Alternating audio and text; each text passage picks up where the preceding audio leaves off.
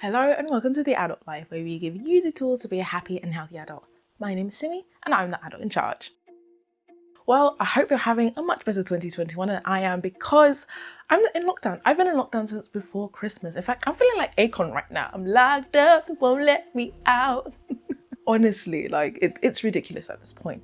But the good thing is that I've been using the time I've been saving to actually work on my goals. So if you've watched my last video about how to plan, set and achieve your goals, this is the part 2. And if you haven't, I will link it up above or down below in the description box.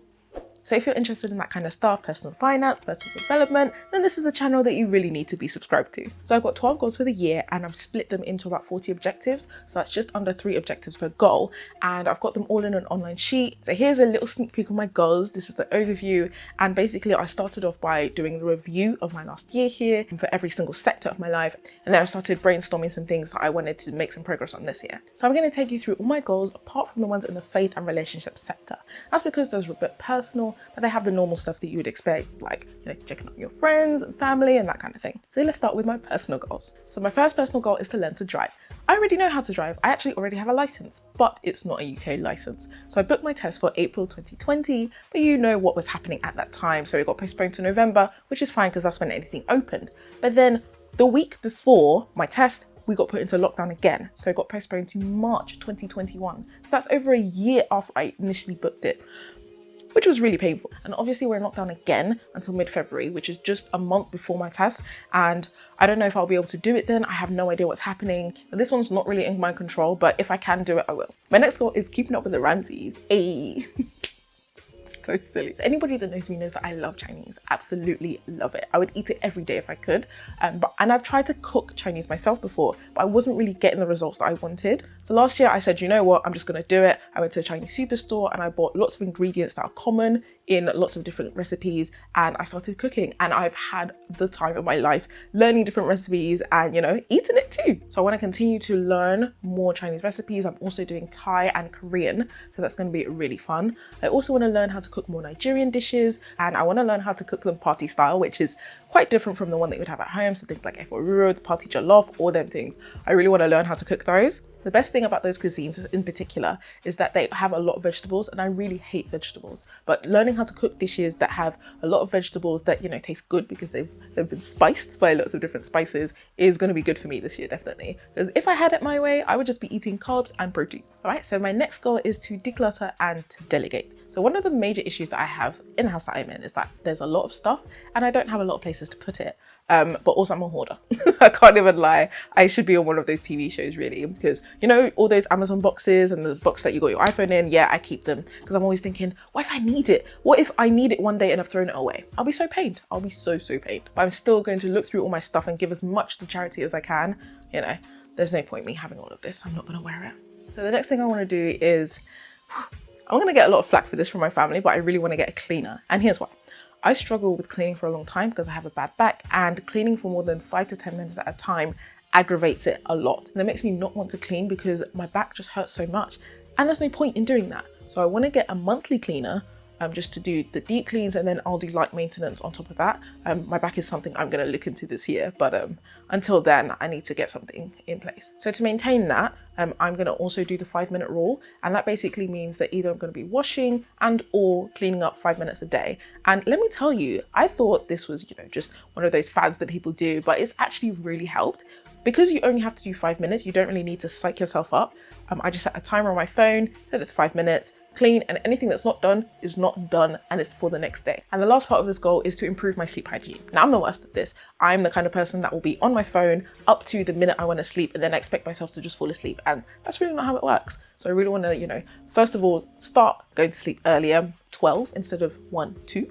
But also have a bit of time before I actually sleep where I don't have any tech. Maybe I'm just reading a book, maybe I'm just journaling, something like that. And I really hope that, that'll be better for my sleep patterns going forward. So now on to my financial goals. Now, I don't have many financial goals because I have one big one, and that's to buy a house. So I just want to make sure I've got my deposit saved, I've got my fees saved, and I've got a bit of an emergency fund. So if anything goes a bit higgy haga, I can sort that out real quick. I like to review my budget every year just to make sure that all my money is going in the right place. But I am trying to enjoy more of my money because last year I spent so much time obsessing over, am I saving enough? Am I doing this enough? And it's just like, money is to be enjoyed. Yes, I want to do something, I have a goal, but I should still enjoy the meantime as well. So that's something I'm focusing on. So once I've got my house and everything, I've bought it, I've done a bit of furnishing, I want to have a 6K emergency fund by the end of the year.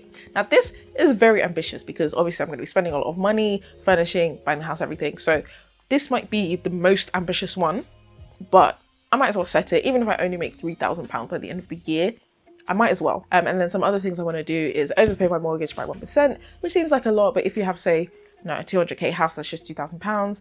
And I also want to invest £200 a month as well. So, spreading my money in different places just to make sure it's not all locked up in one place. So next is career goals. And honestly, I don't have that many this year. And that's because I really want to focus on being stable this year. I had some new beginnings last year. And this year I just want to focus on, continuing in the path I am and being the best that I can be. So I have 2 professional certifications, PMP and Prince 2.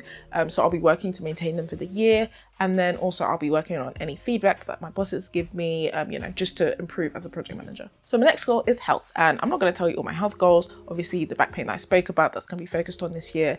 But also I really want to do things about my skincare. So last year I started using The Ordinary and I really enjoyed it. It was really clearing up my skin, but then I kind of fell off the routine and my skin's gone a bit downhill since then. So I want to pick that up again. And then comes the one that everybody does every year. And that's to exercise more. So I have a Fitbit, and last year I did some checking on, the progress I made, how many steps I walked. And when I tell you that there are some days when I did less than 500 steps a day, which is absolutely ridiculous. I was practically stationary those days. I went to the bathroom, to the kitchen, to bed, and that's it. And I just think that's so bad for my body and so unhealthy. So I really don't want to be doing that this year. When I was commuting and going to work, I was doing about 3,500 steps a day. And that's going to be my first goal for the first quarter. So 3,000 steps, then I think I'll go to 5,000 steps. And then by the end of the year, I want to be doing 10,000 steps a day. I love dancing and I haven't been able to do that since the pandemic started. So I think I'll start dancing again. Obviously in my house, have a bit of boogie, shake my toe feather, bust it down. You know how we do here. And then also I want to go back to my normal eating schedule when I was doing intermittent fasting, which was like 12 to 7, which I think is a lot healthier. So that's all of that. And finally, we're on to my business goals. Now, my business is this YouTube channel. Not making any money yet, but that's something I want to change this year. But my real aim for the adult life is to be known as a thought leader for personal development and personal finance for young people in the UK. And that's something that's really important to me. And that's really why I started it in the first place. Yeah, so right now I'm 10% towards the goal of being monetized. So I've got a lot to do. Putting out consistent videos will help.